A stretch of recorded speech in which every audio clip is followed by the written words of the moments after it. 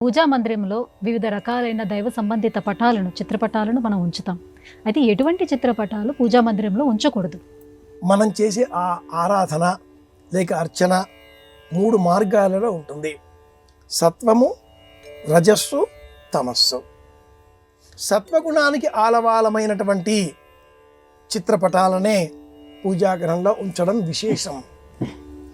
లక్ష్మీ సమేతుడైన నరసింహుడు సత్వగుణోపేతుడైన దైవం. నరసింహుడిని అంతం చేసే ఉగ్ర రూపంతో నరసింహుడి తొడలపైన హిరణ్యకశ్యపుడి దేహం అడ్డుగా ఉండగా 2 చేతులు ఇలా లోనికి జొనిపి ఆ శరీరాన్ని భంగం చేసేటటువంటి దృశ్యం పూజా గదిలో ఉండకూడదు.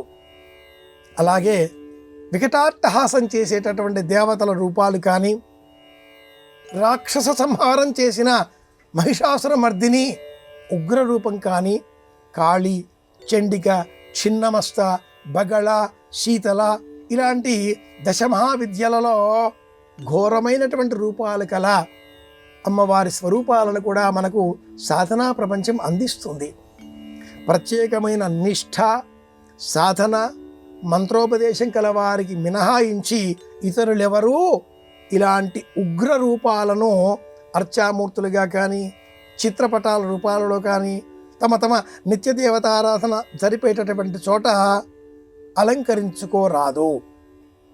గృహదేవతగా అలాంటి ఆచారం ఆ ఇంట్లో ఉంటే తప్ప, ఇంటి యజమానికి ఆ మంత్రోపదేశం ఉండి ఆ సాధన చేస్తే తప్ప ఇలాంటి తీవ్రమైన రూపాలతో అర్చన కొనసాగించరాదు.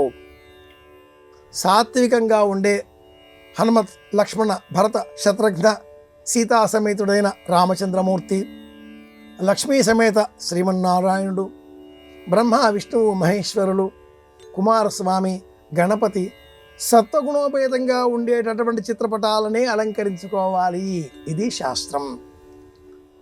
రాజసిక, తామసిక గుణాలను పెంపొందించుకున్న ఎడల అకారణంగా మనకు కోపం వస్తుంది. అందరితో శత్రుత్వాలు పెంచుకున్న వాళ్ళము అవుతాం. మంత్రోపదేశం ఉంటే తప్ప ఇలాంటి తీవ్రమైన మార్గాలకు మనం వెళ్ళకూడదు.